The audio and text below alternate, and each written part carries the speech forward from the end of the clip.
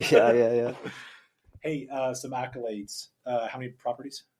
I have, like I said, 330 units. So This is the intro. Not to it's to tell people basically listen. Okay? yeah.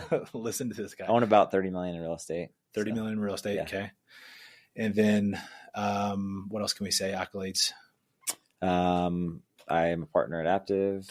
Our org's going to do 250 mil. Oh, you mean Aptive? Mm-hmm. Yeah, we'll do about 250 this year. Let's go. And your group. And your group. So technically about 60 of that. Love but we only focus on like 30. But we, okay. you know how Damon, Damon, yeah. Well, okay. Anyway, he's not actually there anymore, but okay, I don't know if you knew that. No, that makes sense. That makes sense. Love Damon stuff, but yeah, I get it. Yeah. I get it, bro. Okay, cool. What else? How many kids do you have now? 4. Been married how long? Coming up on 13 years. Okay. All right, let's run it. Guys, welcome to the podcast. We have Kevin Mehner in the house today. Kevin, thank you for joining me. Of course, brother. Thanks for having me.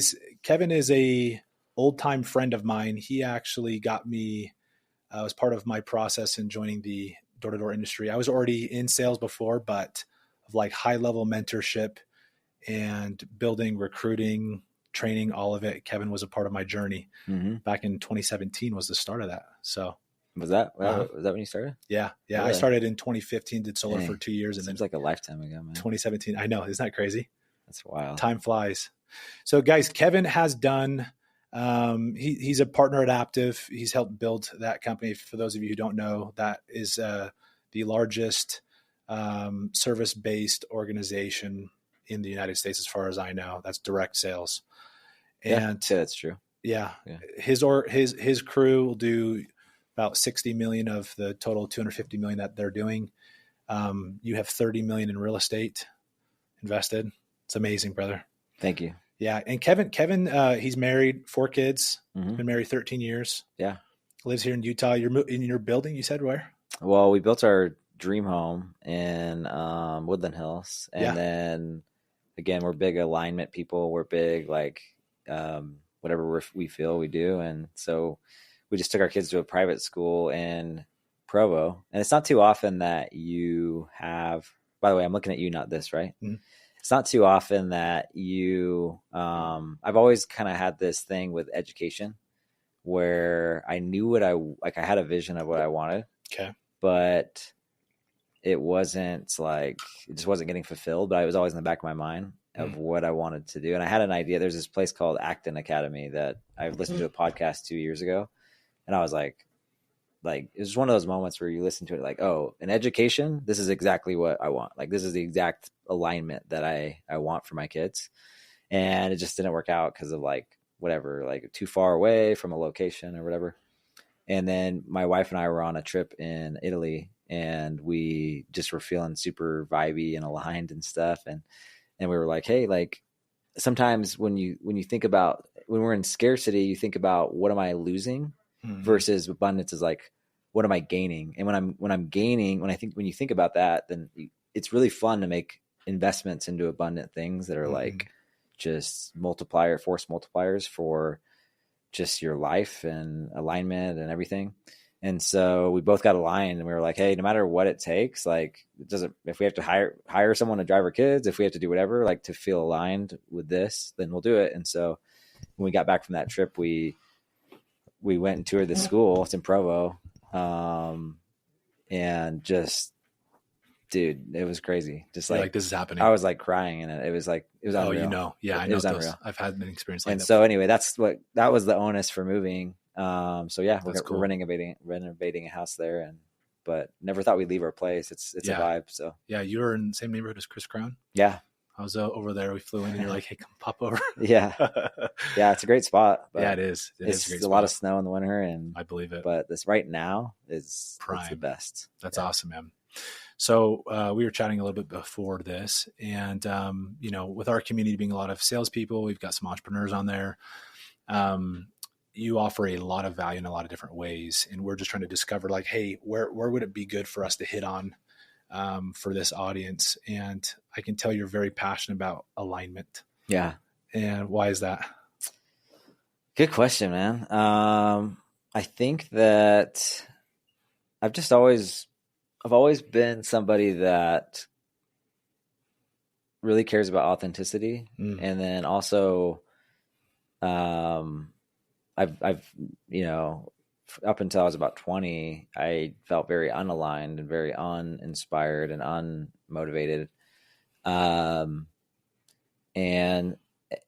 when you have a really high degree of intentionality, that can also come at a cost, because when you're not intentional, then you can beat yourself up a lot. And so it's just been a process of kind of self-discovery and healing and acceptance and stuff. But Love that. There's just something about it. I don't know. I like if there was something that was on my gravestone written today, it would probably be like devotion to ideal. And again, ideal is very like, well, what does that even mean, right? But it's all individual to that person. Yeah. But just like devotion to that vision of your higher self, basically. Yeah. I don't know why.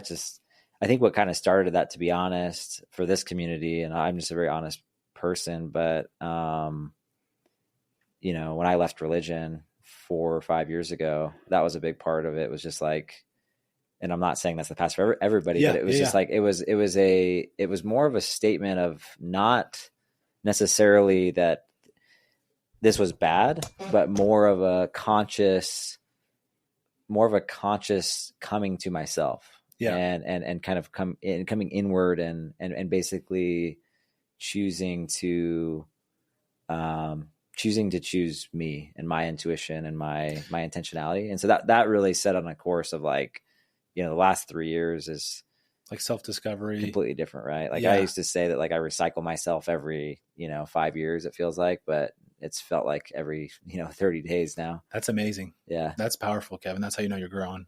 Yeah. And it takes stepping over those fences that feel like very scary, because, they're just belief systems or whatever that you have in the way that are kind of stopping you, that fear that's stopping. But yeah. Well, dude, if I can just comment on what you're saying, how critical this is, I've learned through failing and succeeding at this. And I know I haven't even touched the success of some people of the power of that authenticity, but basically alignment is an issue, I think, in today's world, because we have so many voices, so many things, of whether it's religion, whether it's a community, a group, social media, friends, family. There's so many pressures of our culture that are pulling us in different directions. You should be doing this. You should eat this way. You should live this way. Right. And even this podcast is a form of like cultural pressure saying you should do certain things, live a certain way. And I try to put out good content, good things that we believe in that actually make a difference in people's lives. But the problem is when you do things that don't truly align with you, you're lacking, as what you said, is authenticity. And I've learned that is the highest form of attraction. It's because that when you vibrate at that level, you're vibrating at the highest frequency. And that's what people are attracted to. They're attracted to people who are certain, that have certainty. Yep. And certainty for me, this is for Nick Nascimento. This isn't, scripture, but like it comes from how I live my life, not being perfect, but becoming the best version of myself in serving and impacting people. And when I live in alignment with that, and I'm growing and developing, I do feel more certain. And then, but also I think it's learning to tune out the world and tune into what's in us. And when we get more in tune, and for me, it's been slowing down, and because I'm always the go, get shit done, move fast, accomplish, but slow down. What am I deeply passionate about? What's important? What's this about? Like, why am I doing this? What's the end goal? Yeah. Essentially, you're analyzing your belief systems, right? Because there's a belief system that says that I have to move fast. Exactly. That I have to do this, And it's like, well, then you ask yourself the question, and questions are really the answers. A good question is so much more powerful than an answer. It is. Because it unlocks like everything. Yeah, it does. It's like, well, why do I feel like I have to move fast? Like, yes. What is this? Where did I get that? And I think I like Harry Potter. I'm not a big Harry Potter nerd, but I think over time, for those that have watched Harry Potter, right, it's like Voldemort has these Horcruxes or whatever, and it's parts of his soul that are kind of scattered across, the Harry Potter land or whatever. And I kind of view that as like when we grow up, it's like we have all these fragments or these places that we chose something that wasn't aligned with us. And part of the rediscovery is coming back and being like, well, does this actually align with me? Is this something that like grounds and like, is this something that like resonates and speaks to my soul? And we have the opportunity to go back and it's really easy to find those places because it's just like, to your point of that authentic place. To make it simple for people, it's like, hey, when you show up and you are acting like out of the box as intended, meaning there's no glitch in the way that you're like just like operating, meaning like you show up, you smile when you want to smile, you laugh when you want to laugh, you express when you want to express, not to appease anybody. Yeah, you just like, I'm showing up and I'm going to authentically pour into this person and tell them how I feel because I really mean that and I want to. So your throat chakra starts opening up. You start speaking with power, with clarity. You're not second guessing. You're not thinking about everything you're doing. You're just doing. Yeah. And all of a sudden that, like you said, that power comes through.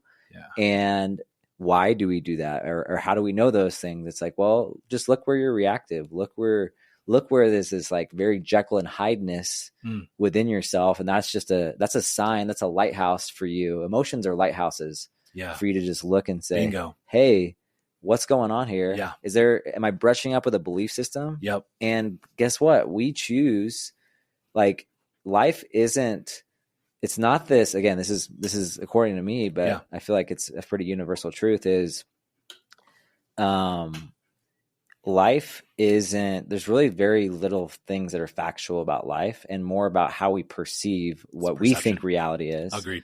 And so if we shift to that, then we live in that land of like, wait, so if I can choose to believe something and create a story, why not choose stories that I actually find joy in rather than, whatever, like endure to the end, like hold, it's like very, very like strenuous things, right? Rather than like, wait, I'm going to choose a story that I believe that empowers me, that brings out the highest version of me, that creates joy and fulfillment within myself, regardless of if anyone thinks that's universally true or not. Right. Like, you know what I mean? Yeah. So anyway, I think, there's a lot of lessons to unpack there. One is, not doing things to appease others. And so a lot of people do. I was living that life too. And you can't be your authentic self. We all do. I do every day. Like, to some degree we do.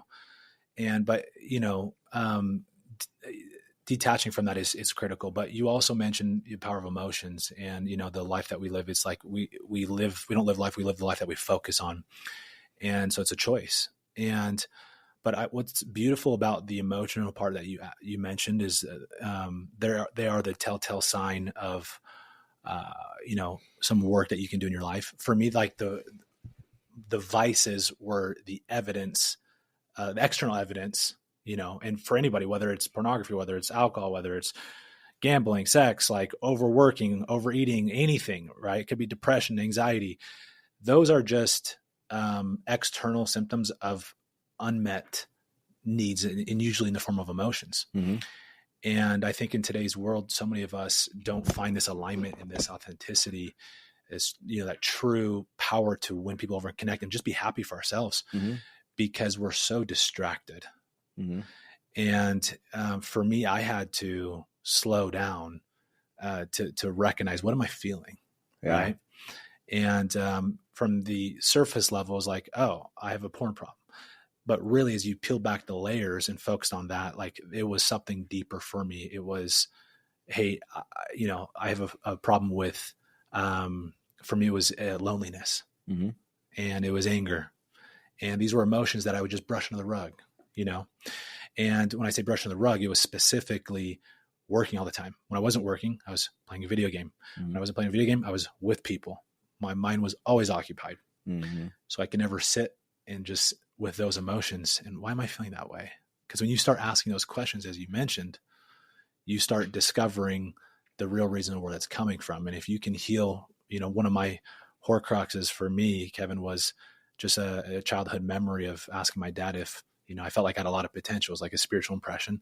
brought it to my dad, and I said, hey, I feel this way. I was seeking his validation, basically. I was saying, do I have a lot of potential? He's like, of course you do, son. Everybody does. There's nothing wrong with what he said, but I was craving to be special, feel special that, and that was a part of my, my soul, I guess you'd say, that needed healing, because I was on this quest to seek validation. All my achievement a lot of it goes back to that moment. Yeah. And so I didn't recognize that until I started slowing down, eliminating distractions, focusing on, these questions like, why, hey, this is interesting. I'm feeling super lonely. Like, why is it that some people don't get lonely like this? And why do I get so lonely? Why does it hurt so bad? Mm-hmm. And then it was uprooting a lot of things from past that just needed attention and love, you know? Yeah. And for me, I don't know about you, but when you can sit with those and heal, it's easier to discover a deeper part of yourself. Mm-hmm. Getting curious. I mean, it's the same thing with other people, getting more genuinely curious in other people. Sometimes I like using my kids as an avatar to put in front of me. So if I'm trying to,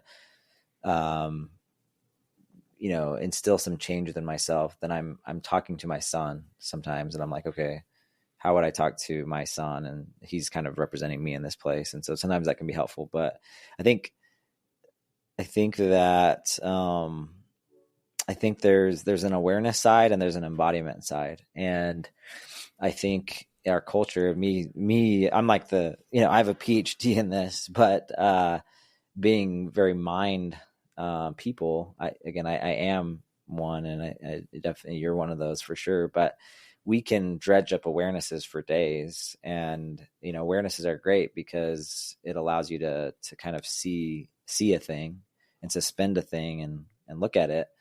But then there's the embodiment side, which is, it's just choosing to, okay, I'm going to trust and try to be this thing in my body. I'm going to try to just live this reality. And it's kind of like, successful people that have built really big companies. In some ways they became that way. It was, in some ways it was an instant, a bunch of instant moments piled on each other, but it's like, okay, I don't have proof or validation for this thing, but I'm just going to decide that I'm just going to be this thing. And over time you become that thing, but it's because you consciously choose that you are, because you could just as easily choose not to be. Correct. Just like on a door, right? You face a door and someone comes out and moves their lips, and that's pretty much the only thing that's happening in like actual factual reality. Mm-hmm. Is someone is coming out, a physical being is coming out and moving their lips. And, the actual words that they say, you can decide to think it's this or, 100 different things, but it just matters as which one is going to empower whatever goal it is that you have. Interesting. Right. So when I started doing sales, it was like, okay, I want to succeed at sales. Okay. So that was my I am statement. That was my declaration, my intention. I want to do this. Right. And the only reason why any of these things that we're talking about matter, like our belief systems or the emotions and stuff, is based on what are we wanting to create consciously. Mm-hmm. Right. Because if you want to create a lonely person that looks at porn, like if that was your intention, then cool. Like that's actually fine. I'm actually cool with it. Yeah. If that's what you're consciously deciding. Right. And so it first is, what are you consciously deciding to do? What's your declaration that you're putting forth of who you are into the universe? Okay.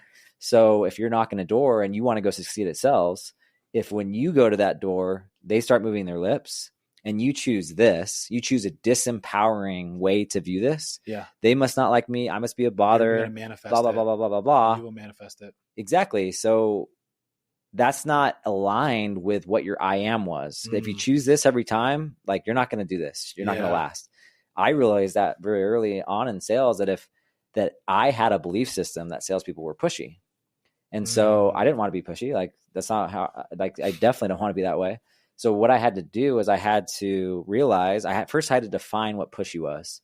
Nice. And I said, okay, clarity. What is pushy? It's like, it's when somebody, understands, feels energetically that someone is that they're not about this, and they bulldoze them and they push and they try to get them to buy. And I said, okay, that's what I've defined push yes. Now, what is a type of sale that I feel aligned? It's when someone asks the price. It's when somebody has a switch, has a service. It's X, Y, Z. And so I defined all the things that I feel aligned to sell, and I disregarded that. And I just said, cool, I'm only going to do this. I'm only going to talk to these people. And all of a sudden it opened up a different world that served my original intention of I want to be good at this job, right? Same thing happened with recruiting. We get back from the summer. I realized early on, so many people, when we got back to college, were like, okay, man, I don't want to be that guy. I don't want to be this. I don't want to be that. And I'm like, I want to go make a bunch of money in recruiting. And if I think this, that all I see everyone doing, I don't want to be this guy, I don't want to be that. That's another counter intuitive thing to reaching this intention that I have. So then that was another juncture of like, okay, well, how can I reprogram this to actually be empowering rather than disempowering to this I am that I have? Yeah. So then I said, okay, well, let's see. I just had a really amazing experience. I would be pretty upset if I went all of college and no one told me about this. Like that would suck. Nice. So then all of a sudden, switch. You're getting the conviction. Now all of a sudden, it's like, cool. I got to give people the opportunity to hear what I'm saying, because I would be kind of mad if I didn't. Yeah. And then all of a sudden that serves my I am again. And then all of a sudden it flows and it's abundant and it's same abundant. thing recruiting, but the perspective, the lens you're looking at is completely different. It's like, it's selfless. It's like, I almost need to talk to people about this, because if I don't, I'm going to feel guilty because this has been an amazing opportunity. Bingo. But the ultimate thing is going back. And this is the spot that I think people don't necessarily get into, which is what I just really love and focus on, is what is aligned. I don't believe in good and bad. Actually, I really don't. I believe in, what are you creating? Are you creating consciously or unconsciously? Okay. What are you choosing to create? And now let's feed your belief systems and everything with ways that are creating what you want to create, because we're all creators, consciously or unconsciously. Correct. So there's no judgment. Yeah. And so if I'm working with somebody and they're like, hey, I'm experiencing this all the time. Okay, well, let's help you understand that you are unconsciously creating this. That. Yeah. And now let's decide what you want to consciously create. And now let's create belief systems and things that are actually serving that thing rather than this thing. Right. So you're conscious to the whole mechanism of it. In my opinion, it's really clear.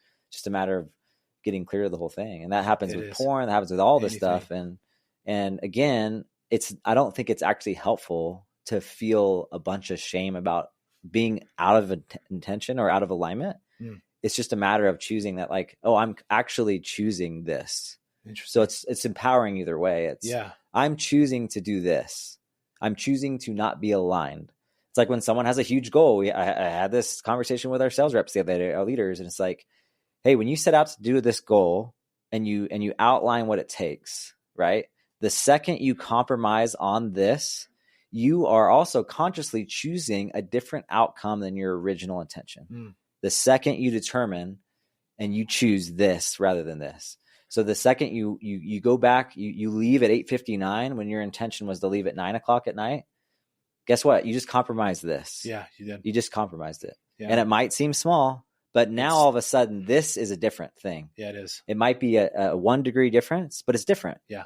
And so it's having a complete integrity to whatever it is that you're setting out to do. And guess what? We're all imperfect. Yeah. So that's where the grace comes back in. And it's like, okay, why did I choose this? What were the needs? What were the things? Yeah. Am I out of intention and out of alignment? Then you can maybe it's finding a new alignment, or maybe it's recommitting and refocus and all that. But none of it's bad. It's not like there's no like shame and all those low vibration things. It's like those are I don't think we're meant. I think we experience those because we live in a scarce fear world. Yeah, right. And a lot of patterns of fear and anxiety that we've in some ways infused into our society. But again, anyway, it's nothing's good or bad. It's just, hey, let's just consciously understand what we're doing. Yeah. I feel like a lot of people take action just again, from what they feel like they need to do, and just whether they fail or they hit, or like, if they don't hit the target, I feel like a lot of people don't like take a step back and evaluate. And sometimes they'll shame themselves in the sense of like, oh, I should have achieved this, or I should have done that. Oh, I didn't work till 9:00, and they'll shame themselves. But really it's like, no, there's a reason you did what you did. Give yourself grace. Yeah. And if it's okay, do I need to step up the discipline? Do I need accountability, something like that? Or do I need to change the focus, change the target, or change the alignment? Right. And one thing I want to add to that real quick is, you know, I haven't really been in tune with my emotions until recently. Like, and so sometimes in this whole process, right, we can talk about it and we might have a really quick reverberation. We might have a really quick recoil to get back into things. So in other words, we process things really quickly. However, what that can appear to other people sometimes is, hey, you're not, I've realized that emotions sometimes is like, I'm sitting in the mud with somebody. I'm sitting there and I'm actually like letting them, I'm validating the way they're feeling as long as they want to. And there's no right or wrong way. If someone wants to sit in that, as long as they want, like, I'm here for it.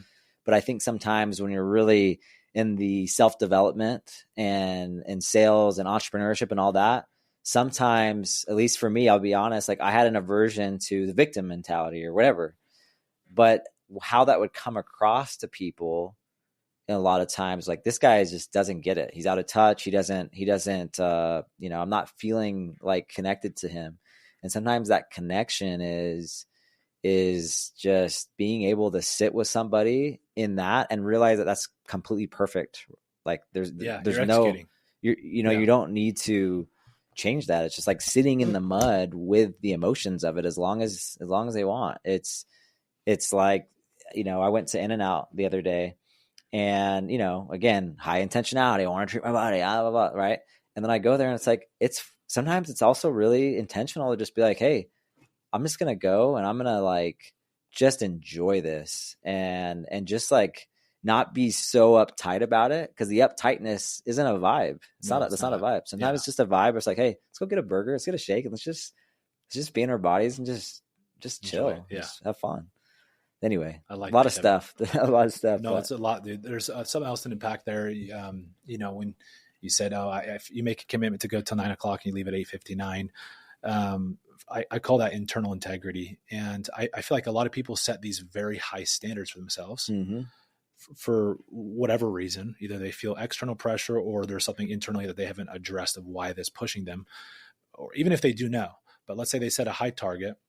And let's say it's like, let's say someone made 100,000. They're like, I'm going to make 250K this year. And then, or let's just, for easy sakes, 240K. So it's 20,000 a month. And then let's say their first month, they do 12,000. So they're not on pace. They start getting in their head. Whereas if they should have done 20,000. And what I've realized is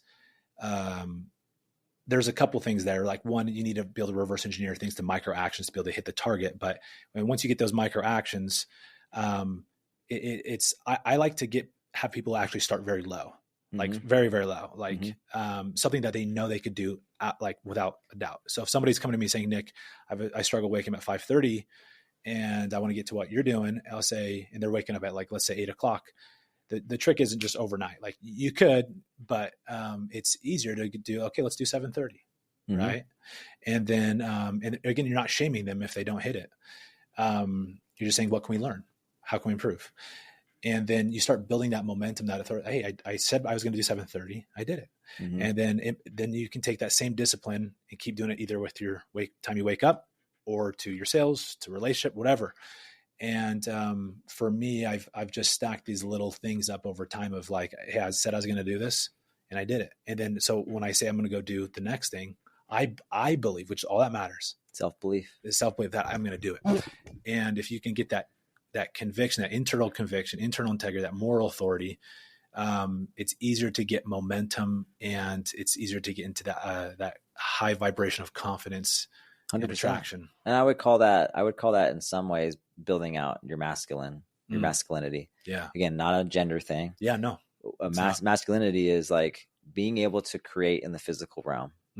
And so if you want to do that, if that's what you're going for, again, there's no right or wrong. Yeah. Some of this conversation might seem paradoxical to people because we're talking about, well, if you don't get to 9 and you choose 8:59, then you're just compromising your goal. And there's the other side of it. It's like, well, yeah, you got to have the grace. You got to have a capacity. You have to have a container big enough for yourself to house your imperfections. Yeah. So when I have an intention to not yell at my kids, and I inevitably do, the only thing that's going to help me get back to that intention of what my original thing was actually just going easy on myself. Yeah. And just be like, okay, yeah. like, it's okay. I'm imperfect. Let me go. Yeah. And now let me get back to presence. Let me get back to this process. But one thing you said, I lost my train of thought. You said, what was the thing that led up to the thing that you just said before this? I was talking about moral authority and just like that commitment to yourself, like following through. So if you break down that piece, right? Again, if someone's listening to this and they're like, if this is their I am, it's like, I want to increase my ability to provide for myself or my masculinity or make more money or whatever that falls into that umbrella, be a better provider, be more stable, be more safe, for people to feel stable around, whatever, emotionally. Well, again, self-belief, if you reverse engineer that, it just means that you believe yourself, right? Mm-hmm. Confidence is self-belief. Self-belief means I believe myself, which means that you follow through on things, which, like you said. Exactly. So why do some people get overwhelmed or they lose motivation? Is because their thing that they set is they're a rookie rep and they say, I want to go sell 1,000 accounts. And it's like, bingo. Well, your first day, I had a guy do that, and his first day, literally like 20 doors in, he's like, I'm done.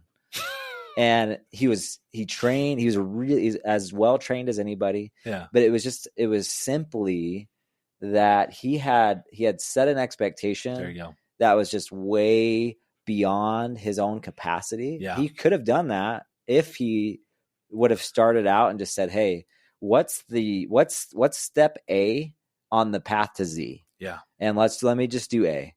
And let me create a capacity there. Yes. And then let me go do B and C and D. And it's all just the capacity, right? Some of the stuff that I'm doing now, when it comes to real estate, when it comes to my investments, when it comes to all the things I'm juggling, if I would have done that and plopped myself into that 5 years ago, it would have probably bankrupted me. It probably would have made me overwhelmed. It probably would have made me anxious, right?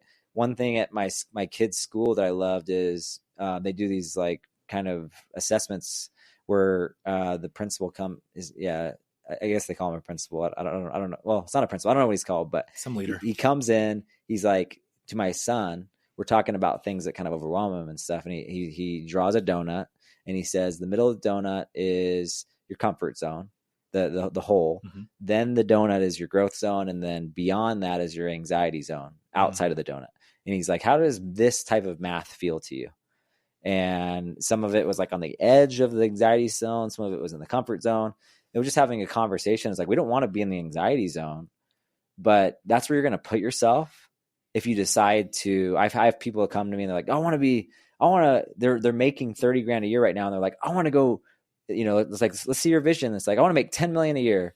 And it's like that's going to put you in the anxiety zone real quick, very quick, real quick. So let's talk about the growth zone things that can help you. So like I said, if I would have plopped myself into my current place 5 years ago, it would have buried me. Yeah. But I've built capacity.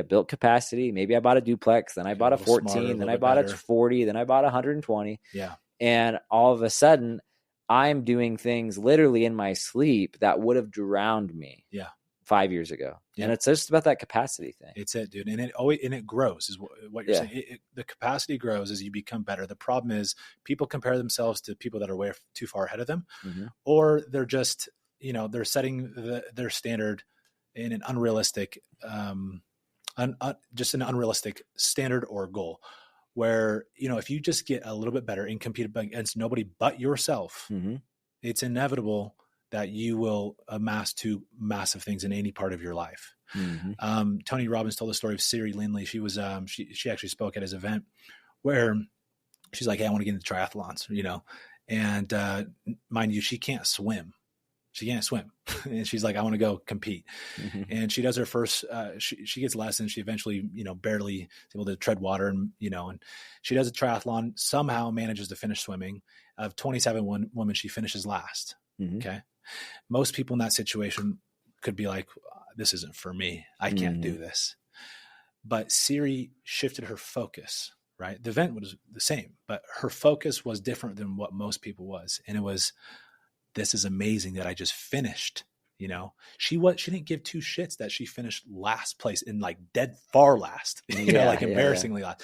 She was celebrating what most people would just hate. Mm-hmm. And so what happened to Siri was this was the same woman that eventually became world champion. She took the same mentality of just, okay, how can I get a little bit better? She wasn't competing against anybody but herself, and her focus was always on what she had versus what she didn't have. And when that is the focus of just a little bit better and competing against yourself, and like, I have so much, I'm so grateful for this. It's that abundant thinking, and more comes to people that get in that way of thinking, that lifestyle, that frequency of vibration. And can I say something to that? Yeah. I feel like if she might not have said this like in this way, but even though she got last in a thing, it gave her energy, meaning she was aligned. Her I am was aligned to it. Why do a lot of people feel like that same thing they feel completely put off by? Some of it's, maybe their mindset on it, but what is their mindset dictated by? It's based on, maybe it's not aligned for them. So it's not actually giving them energy. That's how someone can do that and build up that capacity, is because like, hey, I was called to do this. Yeah. And so it's like, I don't care if I got last, like this is all divine. This is all just part of my I thing. love that. So, it's part of the identities, who they're becoming. Yeah. Yeah. Like I'm sure you would say this for yourself, but would you say that, there are things that to the outside world looks like just hard work or dense or, whatever word you want to use, that to you, it's like, I don't even, like hyper regimented, like this feels super like, disciplined. Yeah. This feels like, I feel like I'm floating, right? Yeah, what I mean? Exactly. Yeah. And I always think back to like just 3 years ago. If I were to look at my life now, I'd be like, holy, I would blow up back then. Yeah. You're trying to do it's all relative. Yeah. And what I do now is very easy for me, right? It's because I, as you said, built the capacity. And dude, if people can just get one message from this, it's slow down and just focus on, make sure you're in alignment with yourself and what you really want, what makes you happy, what makes you tick. Remove the shame, remove the distractions, and focus on getting a little bit better every day.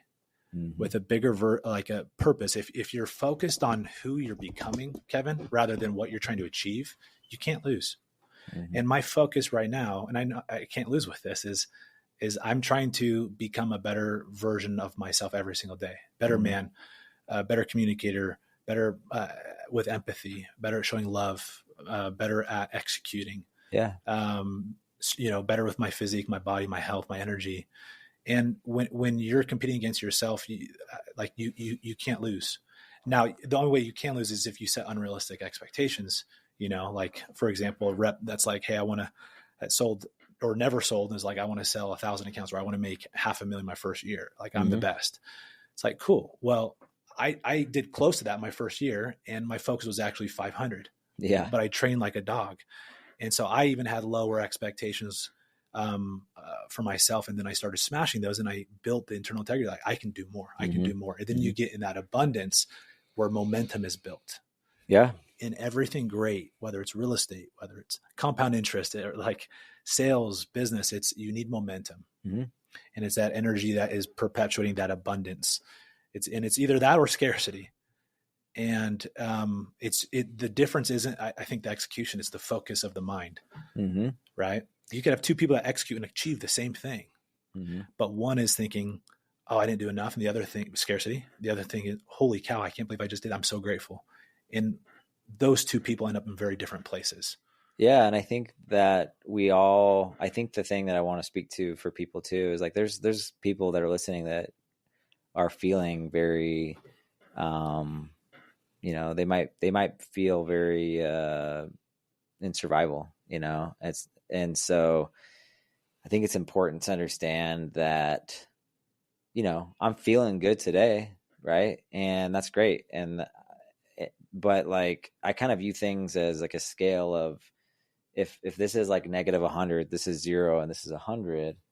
Like we might find ourselves on that scale, depending on, we might face a reactive thing or a trigger that we set us off or whatever, that puts us in more of that reactive survival mode. And if that's where you are, it's like, it's okay. Like it's a range, right? Yeah. I think there's so many things out there, therapy, breath work, there's, all sorts of modalities that people can use. And Sometimes it's to take you from a negative 100 to a baseline 0. Sometimes the same tool is going to take you from a 0, and you're like, hey, I'm feeling really creative. I'm feeling really like I'm not trying to go from survival to just like baseline. I'm trying to like create, and I'm trying to like just find enlightenment or whatever, like really creative side of things. And sometimes we find ourselves on different sides of the equation.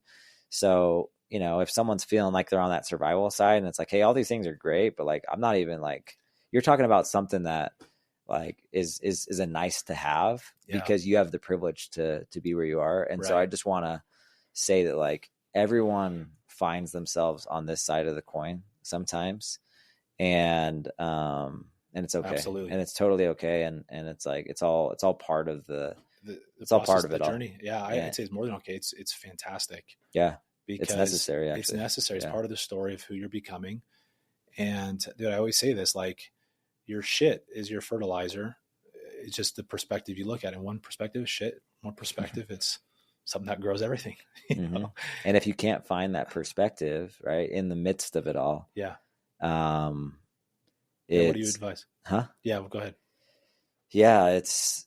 It's finding, I mean, to be honest, like ChatGPT is such a cool source, but yeah, just finding that grace, within yourself and trying to, again, it's hard sometimes to find perspective when you're in just survival mode, but trying to see how something is empowering versus disempowering, right? Like how can I turn this into an empowering thought? Correct. And sometimes it does sometimes it takes overcoming the fear of going to see a therapist or whatever it is. But it's just it's just perspective. And, it is, dude. And we've all been in that place where the Jekyll and Hyde is out to play and our egos are elevated. And it's like, there's nothing that's going to get us down from this, like whatever we're in, this seemingly just completely opposite of what you want to be sometimes for me. And hyper reactive, hyper survival mode. And you just breathing and taking it one step at a time and having that grace. But that's huge, man. I think for me that my adversity and pain, we all have it. All pain is temporary. Mm-hmm. All adversity comes and goes. There's no season that lasts forever. Mm-hmm. And same goes for the good seasons, right? And so we can't control the seasons. We can't control the pain always. We can't control the adversity, but we can control how we think about it, what we focus on. Mm-hmm. And that's always a choice. No matter who hurt you, no matter how bad your situation is, how broke you are, whatever the death sentence is with the cancer, the terminal illness, there's always a perspective to look at it, or the glass is, maybe the world's saying the glass is 2% full, or 98% empty, but you can see that it's 2% full. Mm-hmm.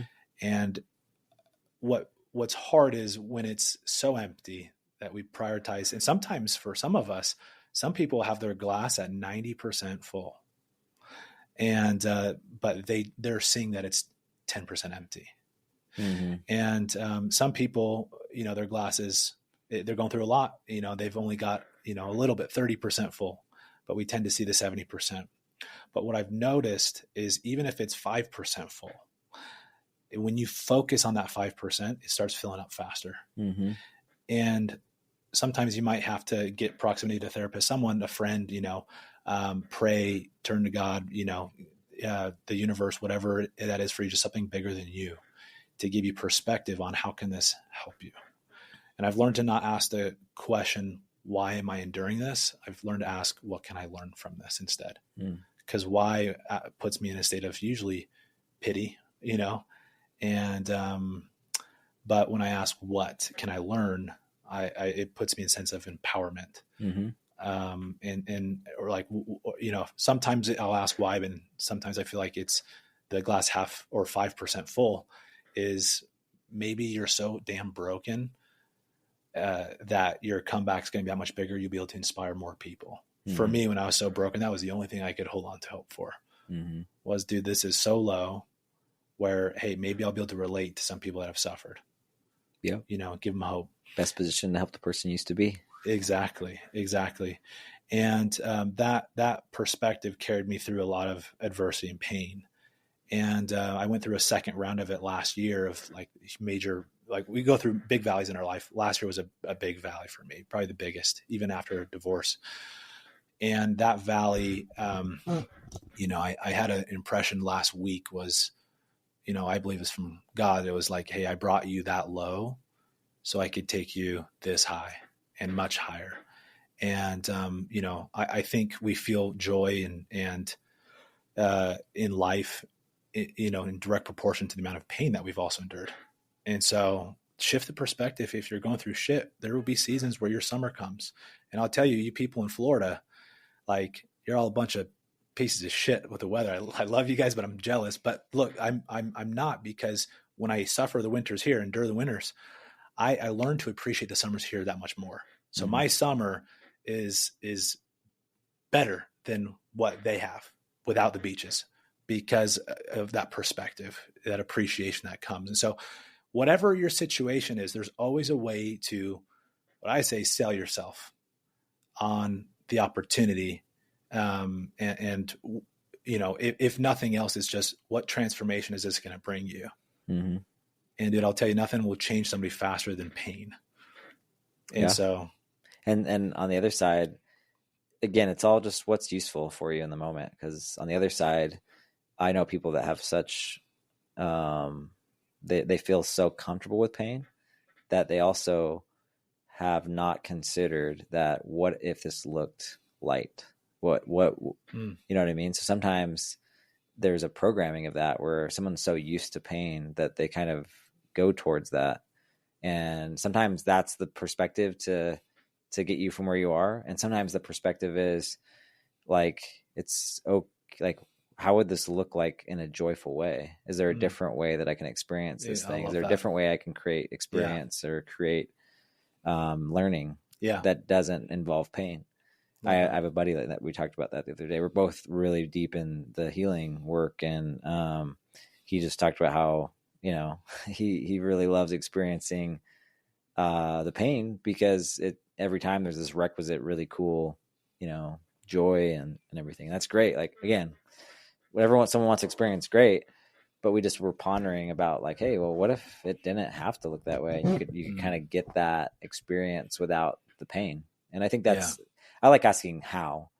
It's like, if I'm feeling a certain way, like how could this look joyful? And then that's where I think the creativity comes in. Like, how could what I'm experiencing right now feel joyful? And then it's like, well, maybe this could be a little different, or this. And then it's like, okay, well, is that out of reach? Like, what could I do to actually make that happen? And usually that can happen. And I did that with my job. Like, I was at a point where I felt a little bit burnt out, if I'm being honest, a couple of years ago. And I was like, kind of just done. And I was just, I had belief systems around how it needed to look in my job.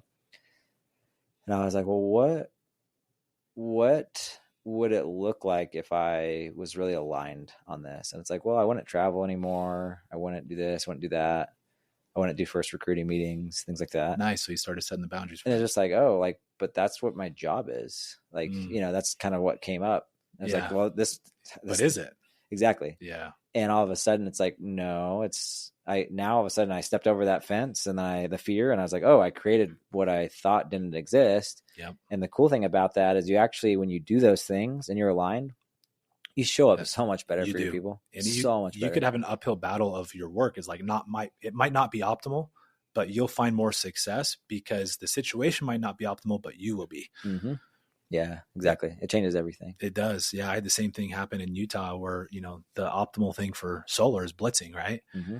And I basically just said, fuck that. I'm not doing it. Yeah. Didn't align. Yeah. It didn't align. And dude, I've made more than 99% of the industry without having to compromise what didn't align with me. Mm-hmm. And now we have built a company around it. Now we're continuing to impact people because of that. And so sometimes the alignment it's so critical. Sometimes it's more than just the person, because you might not be the only one that feels out of touch with that. And then you can attract and build a community, build opportunity for other people. And I think that's what a lot of the success stems from. And so, but if people don't get aligned and don't get that attunement and that, authenticity, that authentic side of themselves, because they're it's like the tail wagging the dog is what I say. 100%. Dude, it's always that. Can I double click on what you said? Please. So when you said you created a control variable in your own life, which is, hey, I'm not fucking with this anymore. Yeah. I know that everyone thinks I have to do the blitz model. Yep. I don't. And guess what? I don't think very many people, especially people that have kids, like they don't want to leave Utah. Correct. They would love a situation in Utah. And so you said you had the fear, you overcame the fear, and you said, I'm going to fix this variable right here. I don't care what the cost is. Exactly. I'm going to fucking figure it out. Yeah. And what happened was when you planted that flag into the ground and said, this isn't changing, this intention isn't moving. Yeah. That's where all the creativity comes in. Yeah. Rather than, I'm going to go follow this. I got to do this. I got to do that. No, you align with what is aligned. Yes. What's aligned? Guess what? When you do that and there's not a plan B, you get hella creative. Yes. And you're like, well, we could sell it in this way. We could sell it in this way. Here's these municipalities that are a little more friendly, whatever. You start figuring it out. Exactly. Yeah. All these different ideas that weren't there before. And then all of a sudden it's like, whoa, I'm living exactly how I want. I'm not leaving. I'm making more money because I'm not resenting going out there. Yep. And it's just like, that's it, bro. Didn't need to change industries. Didn't need exactly. I see so many people changing the industry because they think the industry is going to change it. But what needs to happen is, and to sometimes people do need to change the industry, right? But more often than not, people don't need to change the industry. They need to change themselves and not cater their life to the industry. Yeah. But cater their industry to their life.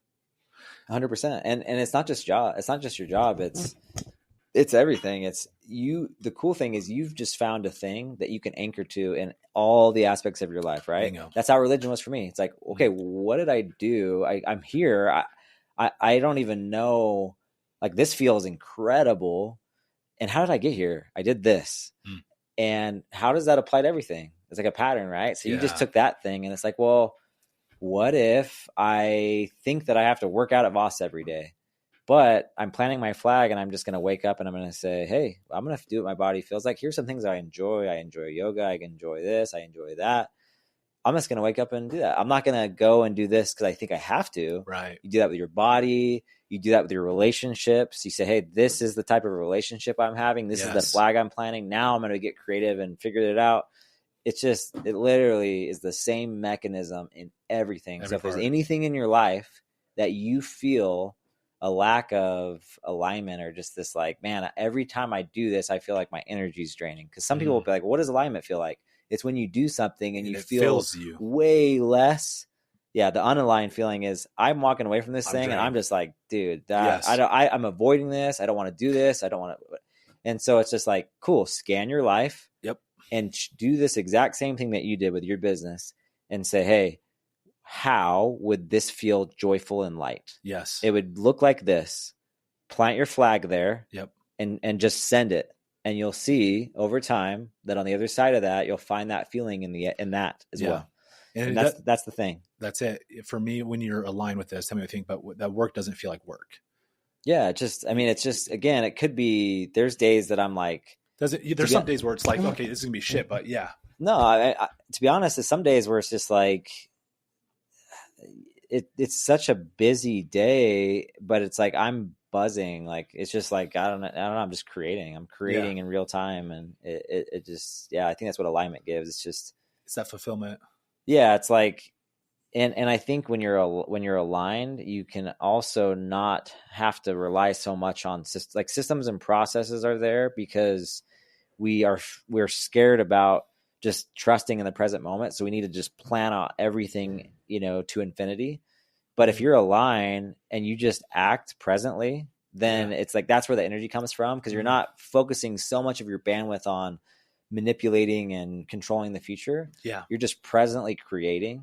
And that feels so that just like gives you so much energy. And it also gives the person that whatever you're interacting with in the world, it feeds them too. It's an infinity sign. If I'm ever sitting with somebody and I know that I have like dropped some just like insane value, I will always preemptively thank them before they thank me because they created a space to be fertile soil for me to give my gift. Nice. And that's just as valuable as me giving my gift. Yeah. Them being a receiver, it's the receiving and the giving. It is. And they're just as valuable. Yep. And if you're if you're present and you're not trying to manipulate and control, that's where that buzzing energy that's just feeding you, and you feed the world. And it's just unbelievable. Yeah, it is amazing. And then like in sales terms, you could translate that as letting go of your agenda and your intent to sell. Just remove your agenda and completely detach from the sale, detach from the outcome of the sale or recruiting meeting or any type of business meeting. Yeah.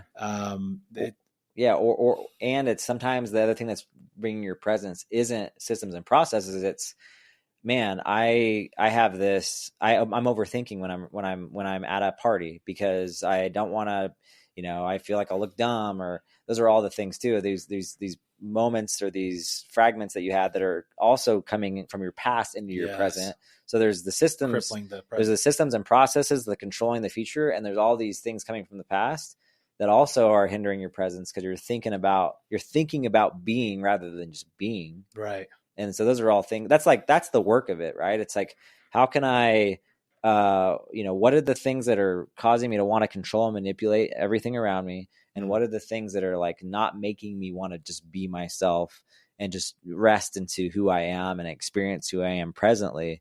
And it's like both sides of the coin that you can kind of look at, and they're all like throwing a wrench in your present moment. They are. And it's just places to look. And it's like, again, it's all good. It's we're all, again, tomorrow I might have a wrench thrown at me. Like it's all, it's all just part of life. But it is.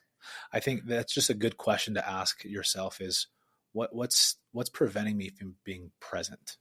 I think it's a great like reflective thing to ask, because the secret I've learned from mentors, and you're saying this too, is being present. Too many of us, like achievers, we live in the future. People who are depressed, they live in the past. People who are anxiety ridden, you're living in the future, you know? And if you can just be present everywhere you're at, and that means the workaholic, you're present with your family. The person who is just lazy, not effective at work, be present at work. It's a choice. It's every hour, every day. And people will say, well, I struggle at that. Well, stop struggling by shifting perspective quickly, saying, what's stopping me from being present? Like what's inhibiting me? And then just sit with that, right? Find out what that is. If you can identify it, when you bring clarity to something, you empower yourself. Get curious and not judge. Yeah, exactly. Yeah. But I feel like a lot of people lack clarity. They don't know what to change because they're so distracted and just all over the place. But if you just slow down a little bit, think, hey, what's stopping me from being present right here, right now? I've had these moments where I'm like, dude, I got to go, like time crunch, I got to achieve. Where's that coming from? What's stopping me from being present with this person? And sometimes it's real, right? But like, if it's happening all the time and it's affecting the quality of relationships, that's going to hinder your business. That's going to hinder your success. Connection is everything. So like, audit yourself, ask yourself the question, where's that coming from? Why do I feel like I got to go? You know what I mean? I miss most of my meetings. It's kind of funny. Like I've kind of released that like expectation. That's like healthy. Most of the time I'll miss probably 60% of my commitments. And it's like, it just is what it is. And a lot of times I actually try to deliberately not apologize. Like I don't like putting people out, but I also don't want to apologize for if I'm presently engaged in something. Yeah. So I'll try to phrase it in a way that doesn't undermine my presence, but also like be respectful of like, hey, I know that you were planning on this thing. Yeah. So it's I don't know. I choose my words. I try to be aware of like the energy at play there. That's good. But it's just funny. Like I was coaching some people, and when you create the expectation of like having to create value for people, like that didn't align for me. I just like showing up, and like it created this thing for me where I'm like, man, I'm not actually looking forward to do this call because I don't know. I have this like expectation of adding value. Yeah. I add more value when I'm just like, I don't want to have to show up at this time every week. I want to just, hey, I'm feeling like this. Let's go grab lunch. But sometimes that doesn't fit into the framework of, don't worry about it. But yeah. If someone doesn't want to, if someone's doing coaching, it's like there's an expectation. And there is. But then there's a re-invitation to the person, me, to say, hey, how would this feel aligned? Okay, there'd be no expectation of like timing, and yeah, it's going to Yes. feel weird to most people, but I'm going to find the right people that are going to be okay with There it, you and go. then it's going to be great. Yep. That's You know? so powerful. My podcast with Mitch, we were talking a lot about finding people that align with you, because if you do, it'll empower you. You'll be more in your frequency of attraction and vibration. Whereas if you just pull on a lot of people trying to grow fast, hit your goal, right, hit numbers, you're attracting a lot of people that won't level you up and will actually hinder you. And you know, that if they're hindering you, all the success is going to be hindered. So sometimes it's better to be more selective with people that will empower you, that won't judge you for that. And all of us we're all so different, but it's just finding the right people that do align with you. For me, it's people that have humility, that love to build and grow, love to pour into people, but yeah, and serve, right? And so, and probably not afraid to just own who they are. yes, exactly. People who are real, vulnerable. Yeah, those are the people I attract, and I detract the opposite, right? I detract the like. Somebody could look at me and be like, "Oh, Nick would like people that are successful and hardworking." No, not always. Hell no. Because if they don't align on those other things, like you're going to pull down my vibration, my authenticity, because you're going to try to change me. We don't need to change. You live you, I'll be me, right? Yeah. And we'll both have a lot more fulfilling life. And so it's that chosen family that you're choosing to bring into your life, right? And when you find those brothers and sisters, it's so important to like grab on. So I don't know what the hell we're going to do, but we need to do something. I love that you said chosen family, because that's even a thing that, I mean, again, there's different things that are more entrenched in our belief systems than others, right? Like, family as an example, right? It's like everything's my chosen family, including my family. Like, if I don't resonate with my family, doesn't matter. Like, they get the same treatment as anybody else. I love that. And so again, it's just these belief systems of like, we think we're born with this, not born, but we're programmed with this belief system that we have. And sometimes it's like, wait, I can't not think this, but there's an exercise is like, you actually can. Yeah.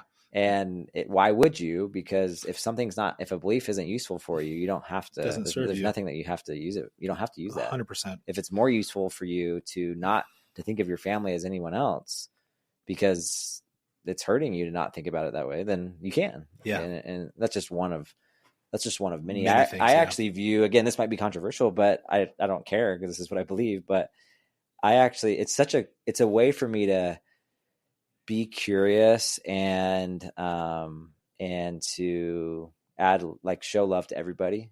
But for example, trans people, right? Like, I view that as such a, you think about a society that's like, in some ways, consciously choosing to choose a thing that most people are, like, the majority of society, or a lot of people in society have cast hate, cast judgment, like deep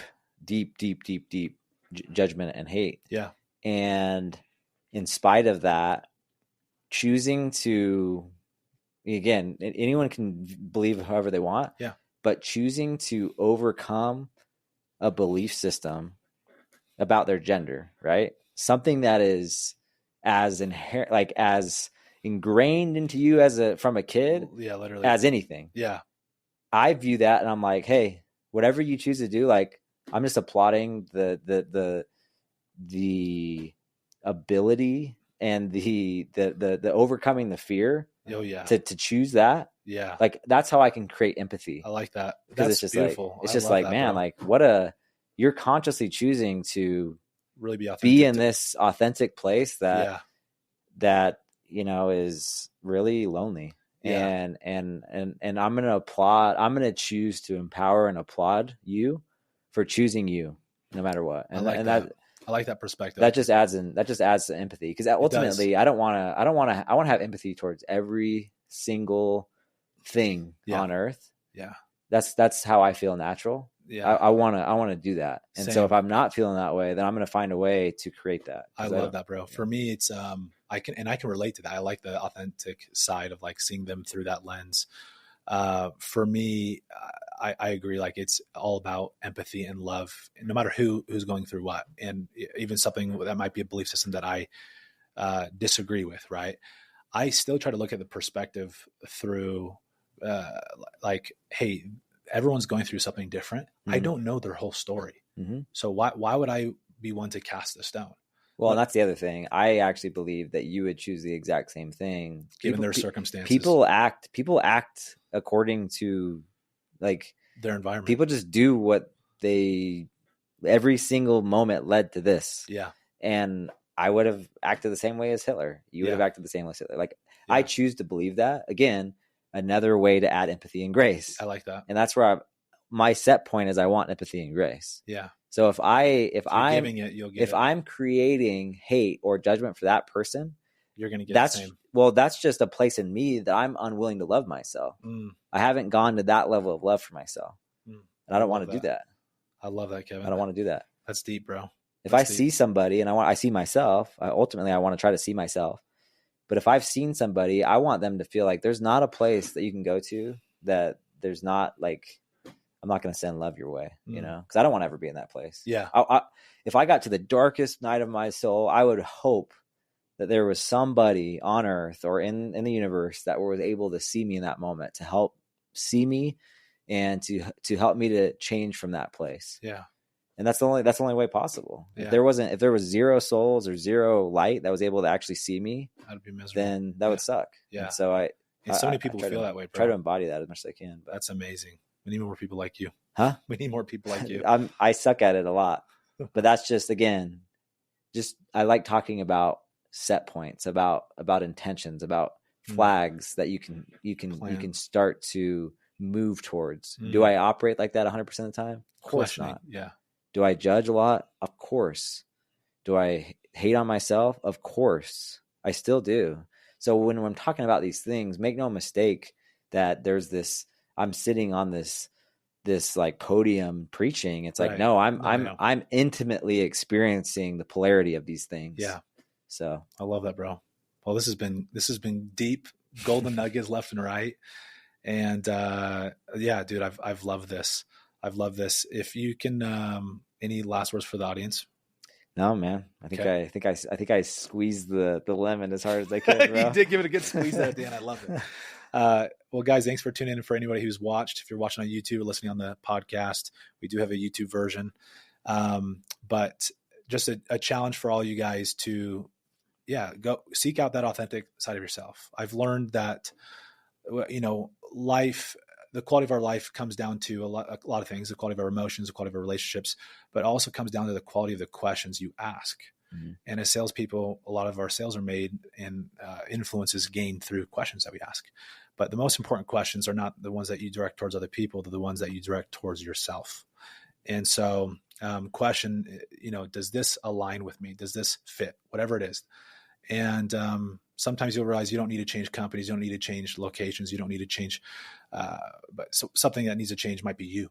And you might have adjusted your lifestyle to cater towards a job where I promise you, I'm a living testament, Kevin is too, where if you adapt your lifestyle, you adapt your job to what you feel proud of, what you feel aligned with, everything will work out. Whether you call it God, call it the universe, manifestation.